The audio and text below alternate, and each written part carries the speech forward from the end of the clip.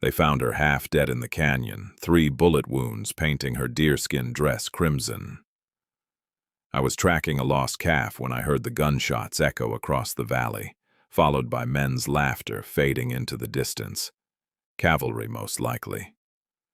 They'd been clearing out Apache camps for weeks, though most folks knew it was just murder dressed up in uniform. She couldn't have been more than 19.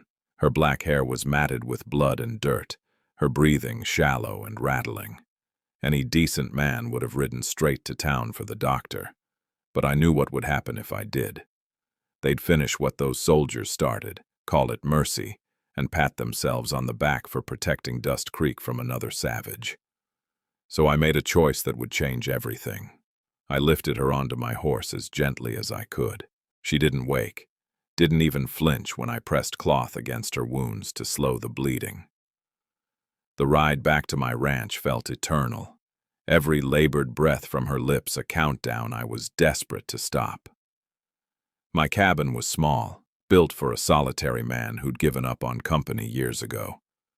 I cleared my table, laid her down, and spent the next 6 hours pulling out bullets and stitching flesh by lamplight.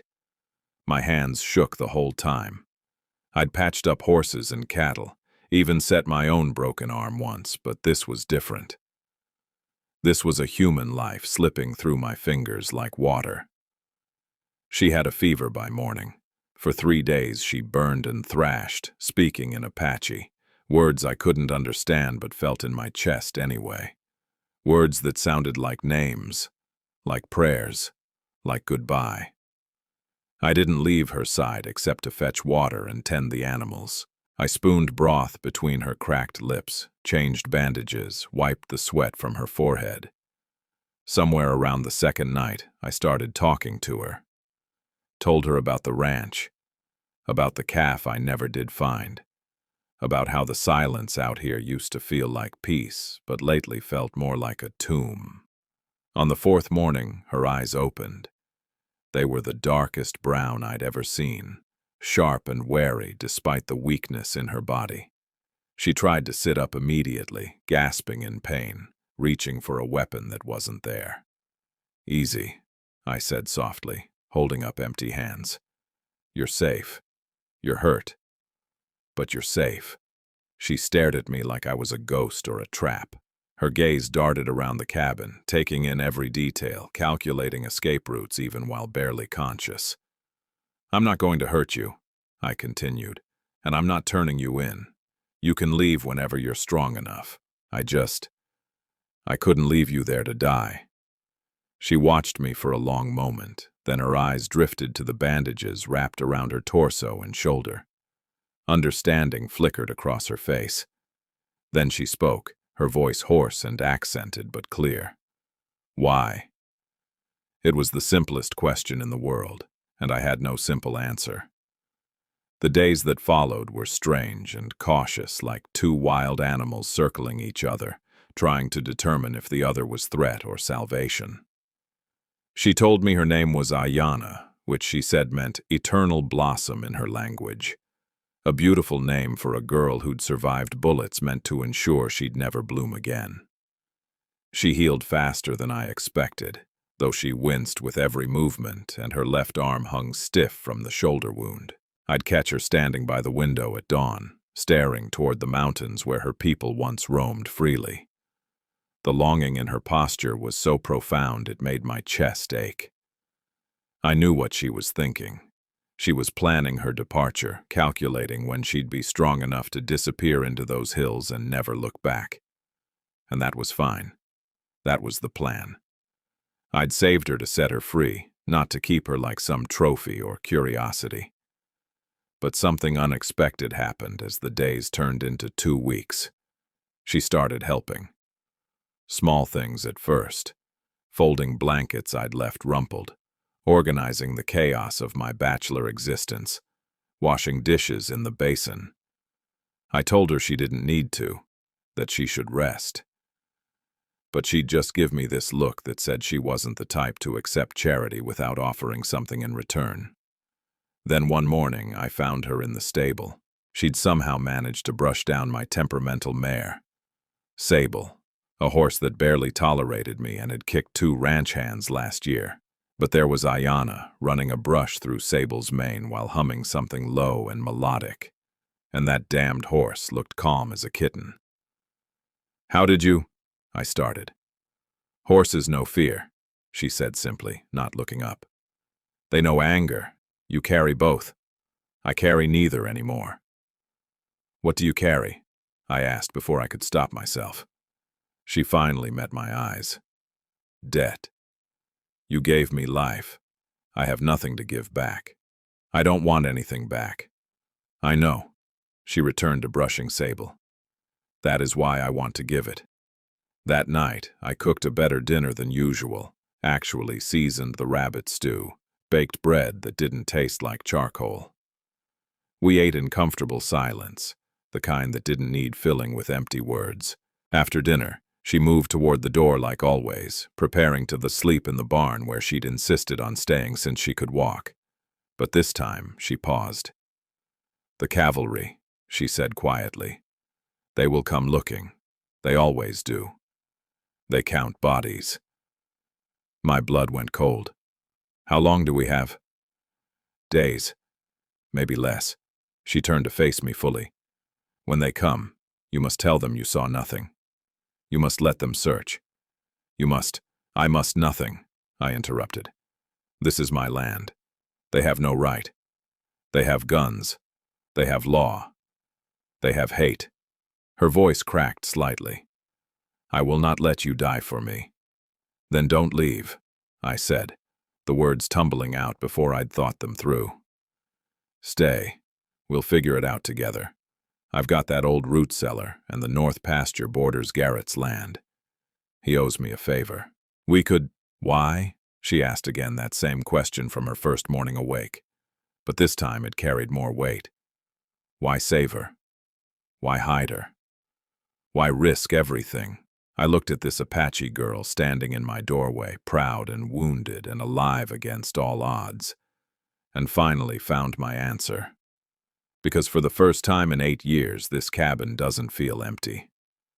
She didn't leave that night, or the next. When the cavalry came 3 days later, 4 men in dusty blue uniforms led by a lieutenant with cold eyes, Ayanna was hidden in the root cellar beneath a false floor I'd spent 2 frantic nights constructing. "We're tracking a wounded Apache girl," the lieutenant said, not bothering with pleasantries. "Tracks led toward your property." "Haven't seen anyone," I replied evenly, leaning against my doorframe like I had nothing to hide. "But you're welcome to look around."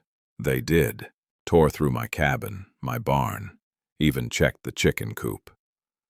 One soldier stood directly on the cellar door for a full minute, while my heart hammered so hard I was sure they could hear it. But the false floor held. The hay I'd scattered held. My lies held. When they finally left, the lieutenant paused. "You know what happens to people who hide enemies of the state, Ward?" "I do," I said. "Good thing I'm not hiding anyone." His eyes lingered on me with suspicion, but without evidence, there was nothing he could do. They rode off, and I waited a full hour before opening the cellar. Ayanna emerged pale and shaking, not from fear, but from rage. "You should have given me up," she hissed. "You should have—" I pulled her into my arms before she could finish. She went rigid with shock, then slowly, carefully, her arms came up around me. She buried her face in my chest, and her whole body began to shake with silent sobs. For her lost family, for her stolen freedom, for the impossible situation we'd found ourselves in. "I'm not losing anyone else," I whispered into her hair. "Not to them. Not to this God-forsaken world. Not again." We stood like that until the sun set and the stars emerged, until her tears dried and her breathing steadied. When she finally pulled back, something had shifted in her eyes. The wariness was still there, but beneath it was something softer. Something like trust. "I cannot stay forever," she said. "When spring comes, when I am stronger, I must find what remains of my people." "I know," I said, though the thought of her leaving felt like another bullet wound. But until then? She looked around the cabin, at the mended curtains she'd sewn, the organized shelves, the 2 plates on the table instead of 1, at all the small ways she'd transformed my lonely existence into something resembling a home.